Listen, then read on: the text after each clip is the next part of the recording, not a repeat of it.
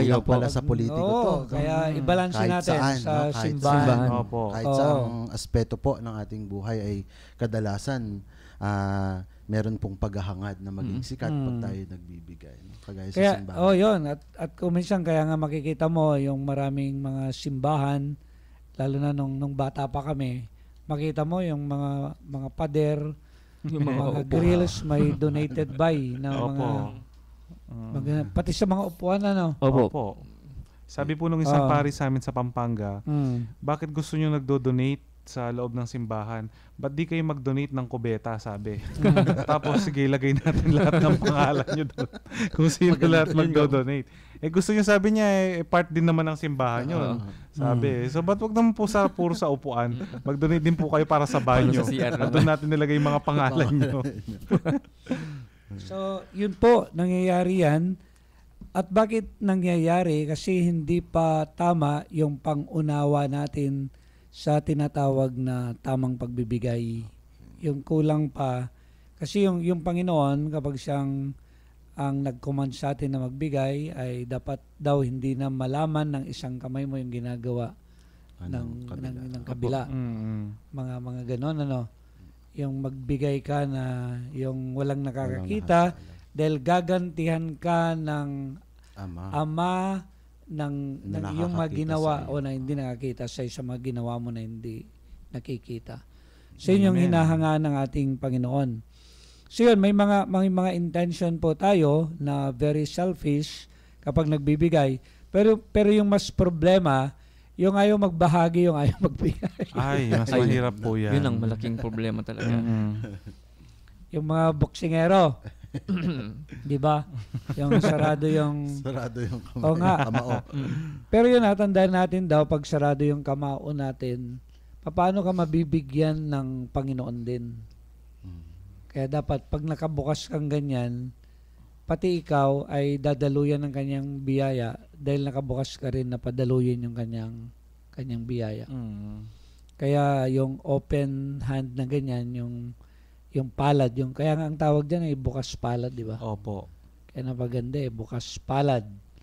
Yung simbolo ng tinatawag na pagbibigay. And of course, yung maunawaan natin, kasi kung bakit yung mga attitude natin negative, yung maunawaan natin, una, ng lahat ng mga biyaya na ito na dumadaloy sa atin ay galing sa Diyos. Amen. Ayun, yung napakagandang kanyon. Yun po dapat yung pundasyon ng ating pagbibigay. Yung lahat ay galing sa Diyos. Kaya nga kapag nagbigay ka sa Diyos, ang tawag lang dyan ay balik-handog. Opo. Kasi ibinabalik mo lang yung mga handog na niya sa iyo. At ano ba, yung hamon dyan, brother, ano ba yung nasa iyo na hindi binigay ng Diyos? Ay, wala naman po yata. Wala po lahat yata naman talaga. yata binigay. Lahat naman binigay. Opo. Maging yung hininga. No?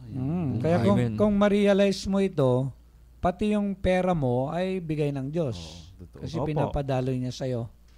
Kaya yun, yung napakahalaga na ma-recognize natin na ito ay galing sa Diyos. At yung napakahalaga rin na ma-recognize natin dahil ito ay galing sa Diyos, dapat magamit mo rin ito para sa Kanya. Amen. Oo, kaya nga, yung pag-iimpok ng kayamanan sa langit ay yung magamit mo yung mga biyaya din ng daluyan ka talaga. Maging daluyan talaga. Yung maganda nga po na karagdagan doon sa sinabi niyo, Padre, yun pong, di ba kapag naramdaman po natin na tayo ay pinagpala ng Diyos, maging pagpapala rin tayo para sa iba. Pag naramdaman natin na tayo ay biniyayaan ng Diyos, maging biyaya tayo para sa iba. Parang ganun po yung... At yung napaganda pa nito, yung Panginoon, ang tinitignan niya, hindi yung naipon mo, kundi kung ano yung naibahagi mo. Kaya yun palang ginuha niya, no? Yung binibilang niya kung magkano yung nawala sa'yo. Yung nawala sa'yo ang tinitignan ng ating Panginoon. No?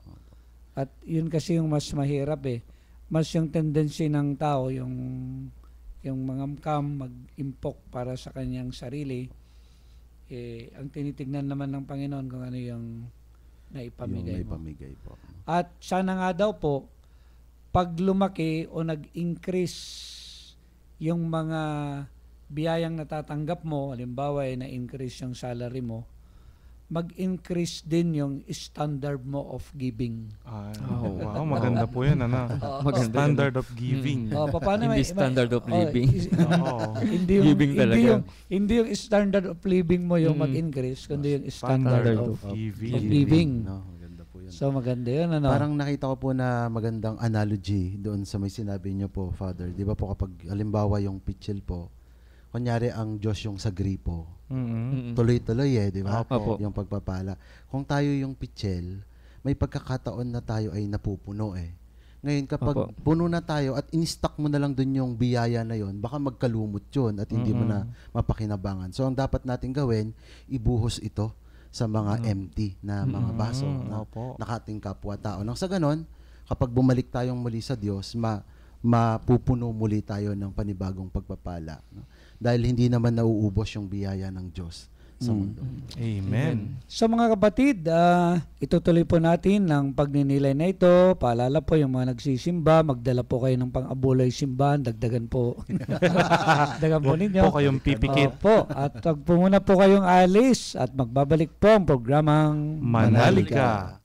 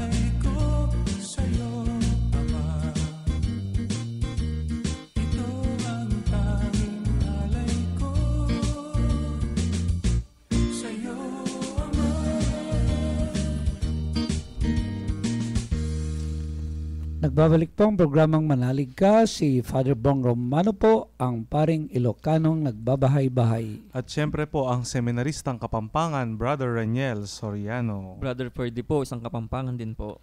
Father Mitch po.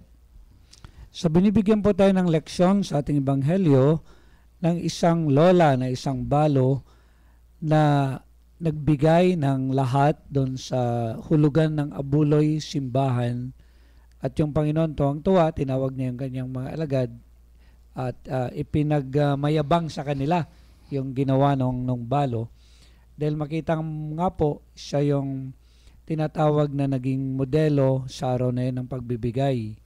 At kanina nga sinasabi ni Father Mitch na yung pagbibigay niya kasi ay taos, lubos at ubos. At ito po yung modelo, no, yung magbigay ka ng taos. Ano yung sinabi pag taos? Anong ibig sabihin nun? Bukal sa iyong puso.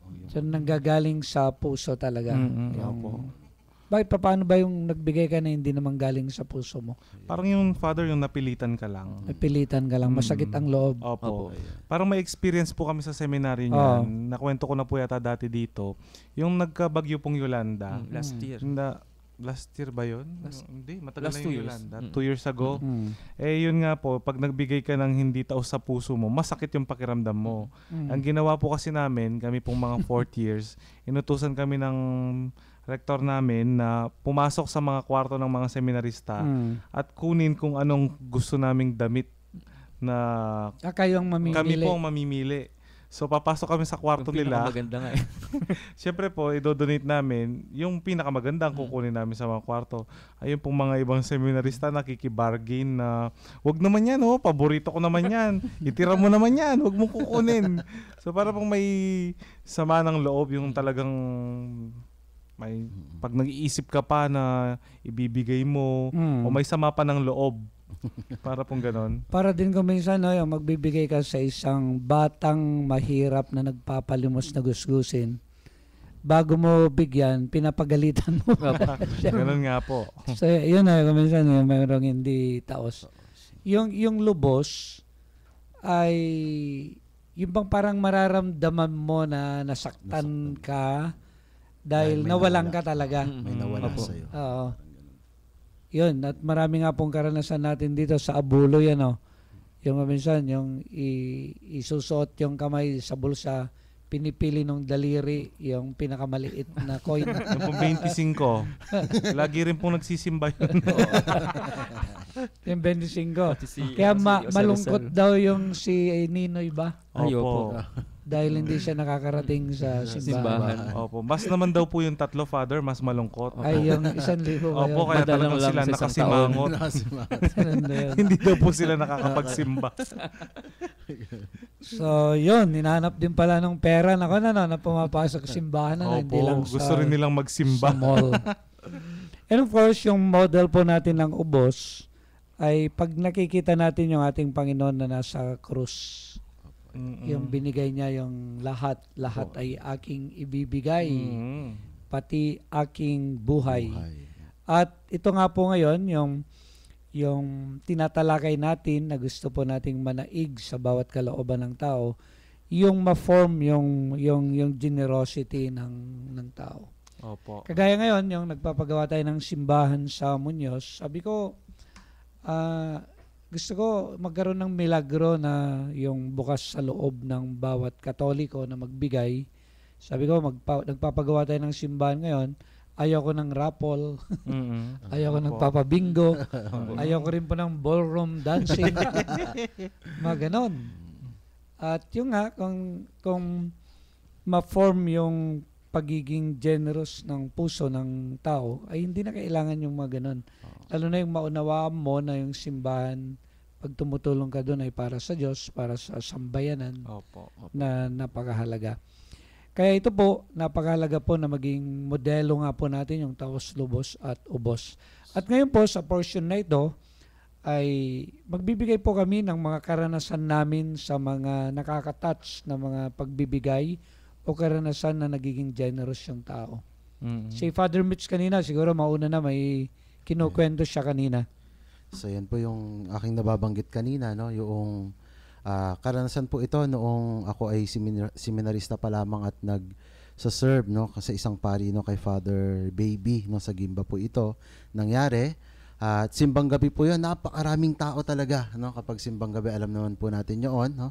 At may programa po ang parokya, kung hindi po ako nagkakamali, parang gift giving po sa mga barangay na kung saan hinahanap po yung mga poorest of the poor, no? At hinihikayat yung mga tao na tumulong sa pagbibigay, no? At nagkataon po nung nagsaserve po ako noon, no, offertory, wala pong tumayo kahit isa, no? Nung matapos na po yung kanta ng offertory, no, bago po magsimulang muli yung rito ng pari, no, biglang may isang bata po na tumatakbo, may hawak po siya na botelya, no, na puno po ng mga barya, no. At sabi niya po, nung inabot niya po ito, pumunta po siya sa altar mismo para may abot niya kay Father Baby. At sabi niya po na inipon niya daw po yun para kapag nagsimba siya ay maiaalay niya, no. So yun po, no, napakabata pa lang po noon, pero nag-iisa po siya, no, na naglakas ng loob na magbigay. Hindi lang po nung meron siya nung time na yon, bagkus yung inipon niya pa at pinaghandaan niya para lang talaga makatulong sa mga walang-wala doon sa may bayan po ng Gimba. Opo. Ako naman nung pinapagawa yung cathedral sa San Jose City, may karanasan ako, may mga lalaki na lumapit sa akin, siguro mga 5 sila. Pagkatapos ng misa ay nakipagkilala sila sa akin at merong inaabot na nakalagay sa envelope. At sabi nila, donasyon po namin ito, Father. Nakita namin ay pinapagawa yung simbahan. At sabi ko, maraming salamat po naman na nagdo-donate kayo, ganyan. At taga saan ho ba kayo? Sabi ganyan. Ako po taga Laguna, siya naman po taga Pampanga. Iba-iba po yung lugar namin.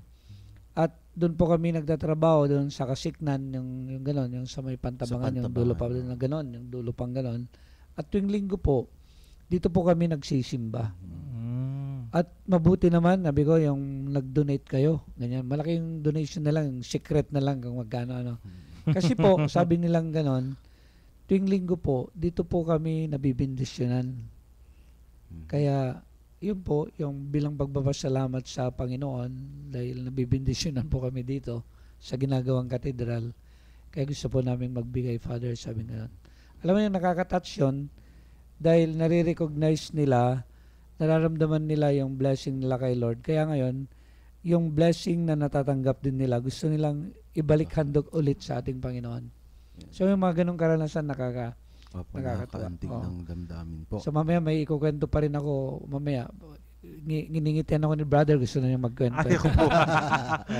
Ako naman, Father, naalala ko po yung ginagawa po yung isang parokya, Island Parish po, sa Pampanga, yung pong Malusak. So, yung pong ginagawa yung simbahan, kung tutuusin po yung mga tao doon, wala naman pong maiaambag na pera. So, nag-organize po sila na yung pong mga kalalakihan, kasi po, bumabaha po yung simbahan. So, nag-organize po itong mga kalalakihan na mula po ilog, papunta pong simbahan, ay pinapasa-pasa po nila ng balde-balde yung buhangin. At parang yun po yung naging ambag po nila sa pagpapatayo ng simbahan, na wala po silang may ambag na financial dun sa pagpapatayo, pero yung pong effort nila na yung pong mga ibang mga lalaki naghuhukay sa ilog kasi mababaw, naglahar po nun eh. So binabaldi-baldi po, pinapasa-pasa hanggang makita mo yung mga medyo matatanda na sa loob po ng simbahan, sila yung nagbubuhos po ng buhangin. So parang talaga pong buhay na buhay yung bayanihan para sa simbahan. Ang sarap tignan nun, ano, puro lalaki, ano? Opo. Tapos, ang intention nila para maitayo yung simbahan, ano? Makita mo naman po yung mga asawa nila nasa kusina. Sila naman po yung mga nagluluto. Tsaka taga-kanta siguro, no? So, si Brother Purdy, baka mayroong maibabahagi sa karanasan sa pagbibigay. Meron po. Actually, naalala ko po nung pumutok yung pinatubo. Ayan, Alam ko si Brother Rainiel, bata pa noon, ilang taon ka noon? 3 years old. 3 years old. Ako nasa grade 6. Naalala ko na nung biglang pumutok yung pinatubo, tapos 3 o'clock in the afternoon, tapos biglang dumilim.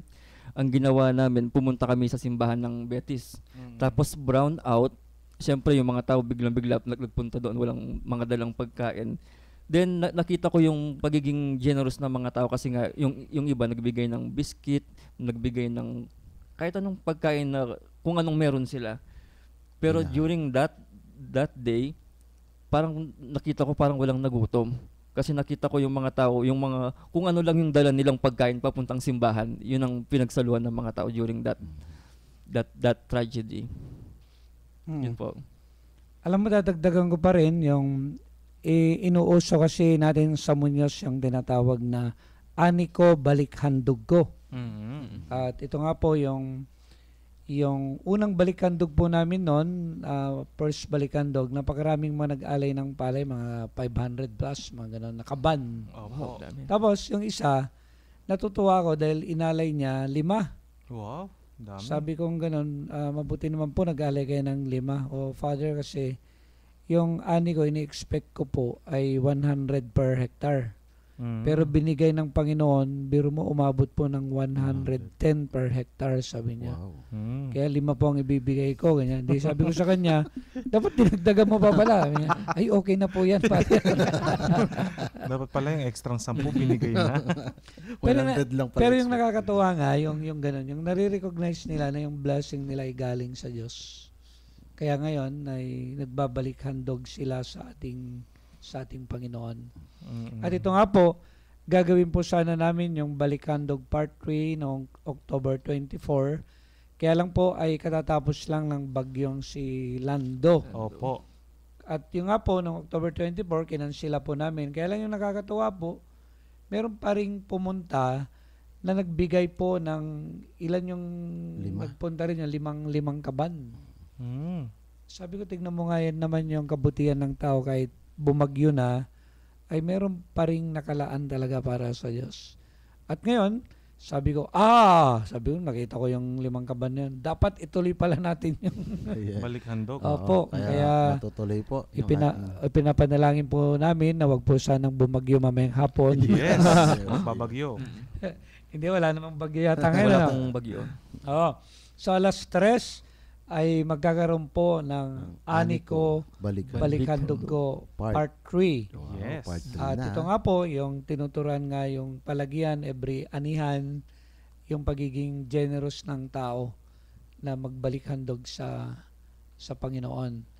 At before yung Lando po, namahagi rin po kami ng mga 500 na sako. Relief. Hindi, yung sako na sako. paglalagyan ng palay. Ng mga paglalagyan palay. ng palay. Para sa ani Opo. ko, balikhandog ko. Pero sabi ko po sa kanila, alam ko naman yung nangyari. Sigurado po, hindi natin siguro matatarget yon. Pero yung November 8 po, sabi ko ganyan, sa totoo lang po, pag pumunta kayo sa November 8, kahit wala po kayong dalang palay, ang mahalaga po ay nandun kayo at makapagpasalamat tayo sa Panginoon kasi buhay pa rin tayo. Opo. At yung mga natira, ipagpasalamat natin yan na at least meron pang natira kahit konti na hindi lahat ay nasira. Pero At hindi, oh, Father, naalala ko po si Kuya Alex, yung driver po ni Bishop po, di ba? Naikwento niya po sa akin minsan, no?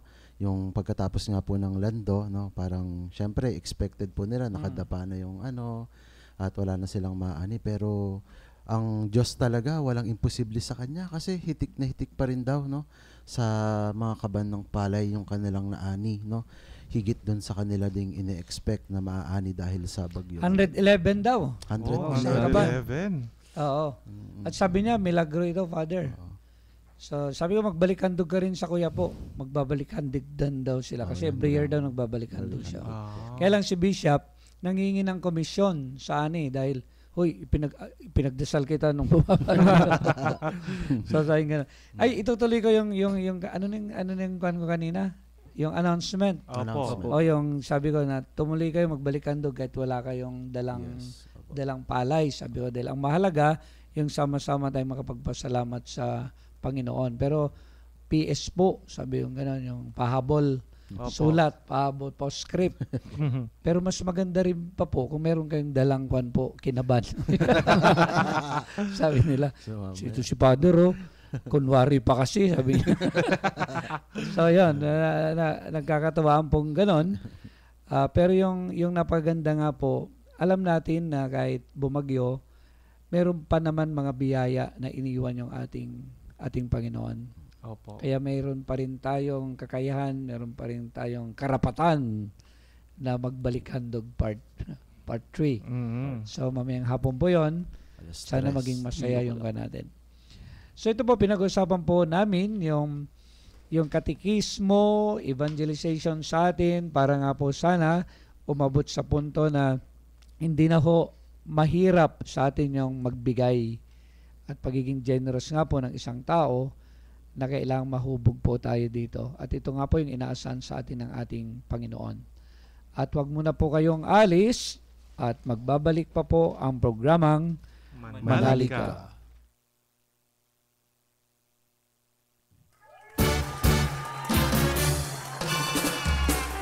Napakaligaya magpuri sa Panginoon sapagkat sa kanyang presensya, ang dulot nito'y saya. Kaya kahit may problema o mga pagsubok, ito'y kayang-kaya kapag siyang kasama. Masaya sa pinupuri kita, Panginoon Jesus.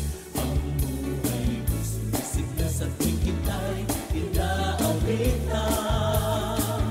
Problema ko'y mawawala kapag ako'y nasa iyong presensya.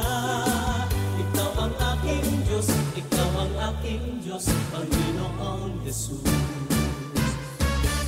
Ang puso sumisaya sa tuwing pinupuri kita, Panginoong Jesus. Ang buhay ko'y sumisigla sa tuwing kita'y inaawitan. Problema ko'y nawawala kapag ako'y nasa iyong presensya. Ikaw ang aking Diyos, ikaw ang aking Diyos, Panginoong Jesus. Kung ikaw ay may problema, huwag kang malulungkot. Hindi ka nag-iisa, kasama mo siya. Sa kanyang pangako, tayo'y makakaasa. Ang lingkod ng tapat, kanyang ililigtas. Hallelujah! Sama-sama nating iindakan ang ating mga katawan sa pagsayaw bilang pagpupuri sa ating Diyos.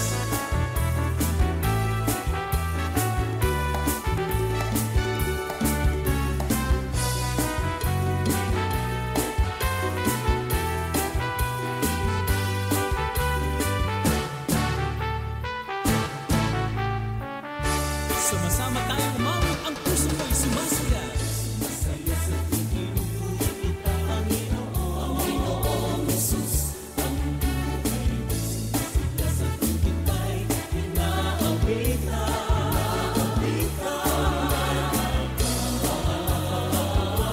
Nasa iyong presensya, ikaw ang aking Diyos, ikaw ang aking Diyos, Panginoong Jesus. Ikaw ay may problema, huwag kang malulungkot.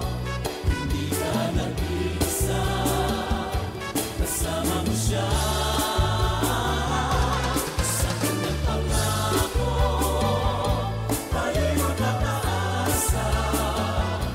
Ang lingkod niyang tapat, kanyang ililigtas. Kung ikaw ay may problema, huwag kang malulungkot. Hindi ka nag-iisa, kasama mo siya. Sa kanyang pangako, tayo'y makakaasa. Ang lingkod niyang tapat, kanyang ililigtas. Ang lingkod niyang tapat, kanyang ililigtas. Ang lingkod niyang tapat, kanyang ililigtas.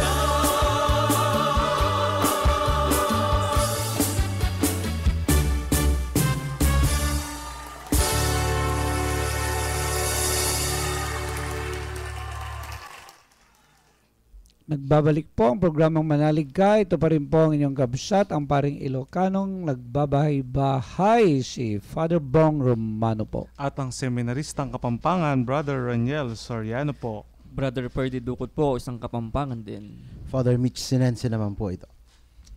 Sa pinagninilayan po natin ng tungkol sa Ebanghelyo, yung modelo nga po na nagbigay sa abuluyan ng simbahan ay yung yung balo na nagbigay ng lahat ng taos, ng lubos at ubos.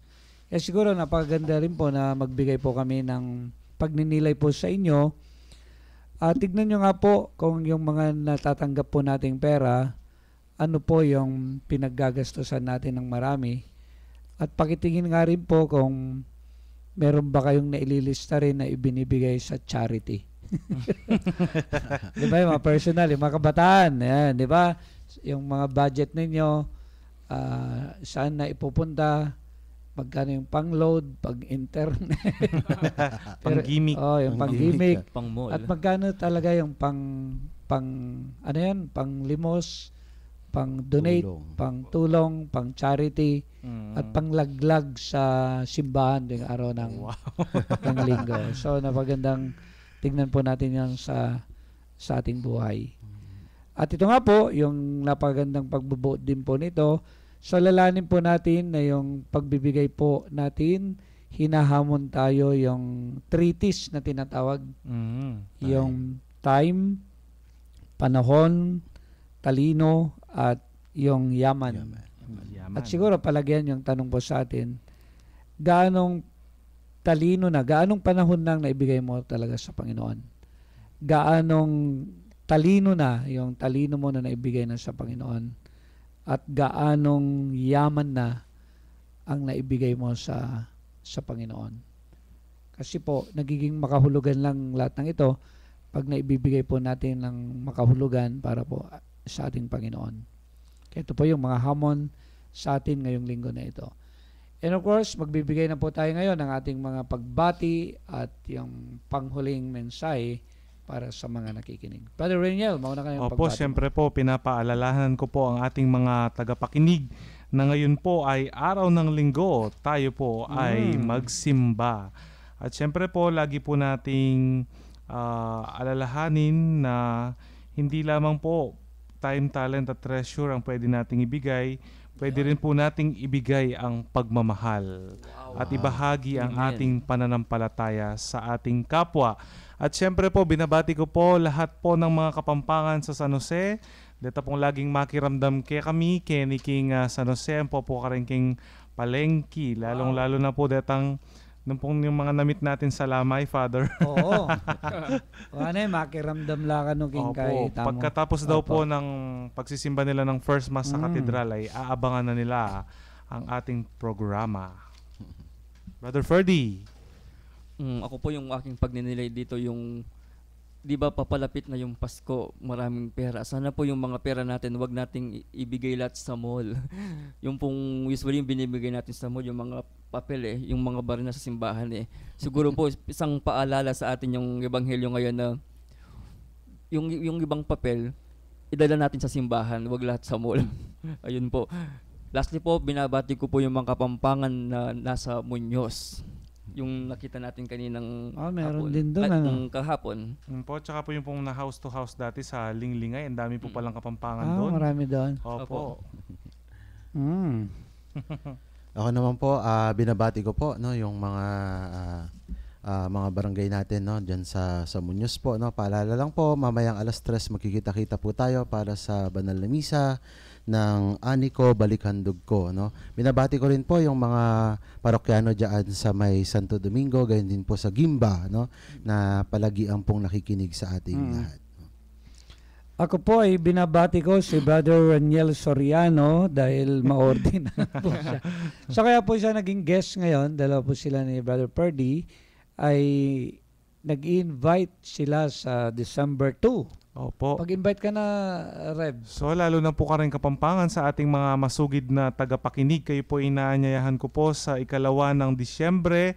Sa ganap po na 3 ng hapon ay may misa po kung saan ay ako po ay maordinahan bilang diakono ng Archdiocese ng San Fernando. At ito po ay gaganapin po sa aming seminaryo sa Mother of Good Counsel Seminary. So yung mga taga-Muñoz, sin-invite po. At pagkatapos po ng ordination ay may mall. Wow!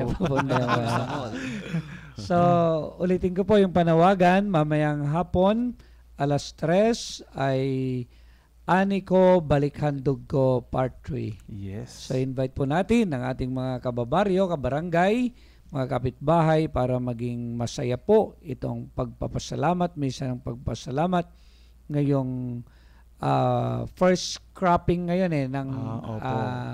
Anihan 2015. So pangatlong yugto na po itong ginagawa po na ito, at alam ko po na kahit sinalanta po tayo ng lando ay marami pa rin na generous na makikibahagi sa Aniko Balikhandog Ko. Tsaka yung pong mga OFWs po natin, Father, pwede rin po silang magbalik handog.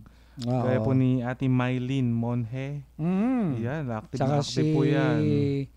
Ate Lenny. Opo, na may iba nang nagpapabati yata. Na binabati po namin si Ate Mylene tsaka si Ate Lenny na nasa ibang bansa. Sige po, at maraming salamat po sa pakikinig. At ngayon tatapusin po natin sa panalangin. Sa ngalan ng Ama, ng Anak at ng Espiritu Santo. Amen. Amen. Diyos amang makapangyarihan sa lahat, kayo po ang pinagmumulan ng lahat ng bagay dito sa mundong ito. Sa inyo po nagmumula ang aming panahon, ang aming talino, at ang aming yaman. Nababatid mo rin po, Panginoon, ang aming saloobin, ang aming mga kahilingan, ang aming mga gustong makamit sa buhay. Nawa po sana, Panginoon, ay patuloy nyo kaming padalisayin sa pamamagitan ng iyong banal na Espiritu Santo. Nang sa ganon kagaya ng iyong anak na aming Panginoong Jesucristo, kami rin po ay matuto na makapagbigay sa aming kapwa at sa iyong simbahan ng taos, lubos at ubos.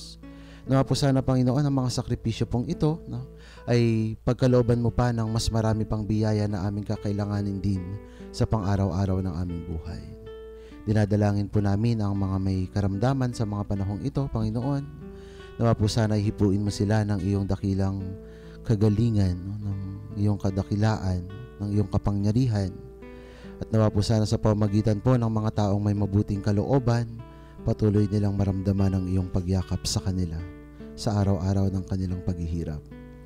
Dinadalangin din po namin ang aming mga kapatid na magsasaka. Nawa po sana ay makamtan po nila ang kasaganahan din na kanilang pinapanalangin sa iyo sa araw-araw. Ang lahat pong ito ay aming sama-samang hinihiling sa ngalan ni Jesucristo kasama ng Espiritu Santo magpasawalang hanggan. Amen. Amen. Sumayin niyo ang Panginoon At sumaiyo at rin. pagpalain tayo ng mapagmahal na Diyos Ama, ng Anak, ng Espiritu Santo. Amen. Ito pa rin po ang seminaristang Kapampangan, Brother Raniel Soriano. Brother Perdy Dukot po. Father Mitch Sinense po. Ang inyo pong kabsat, ang paring Ilocano, si Father Bong Romano po. Diyos ti Agnina, kada kayo, amin, apo.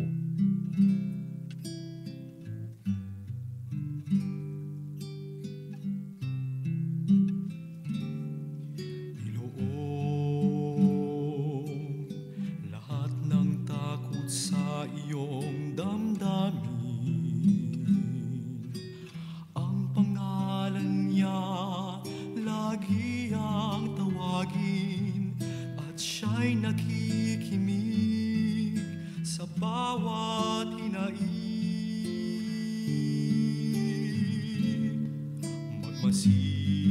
Magmasid at mamulat sa kanyang kapangyarihan. Nabatid mo ba na siya'y naglalaan, patuloy na naghahatid ng tunay na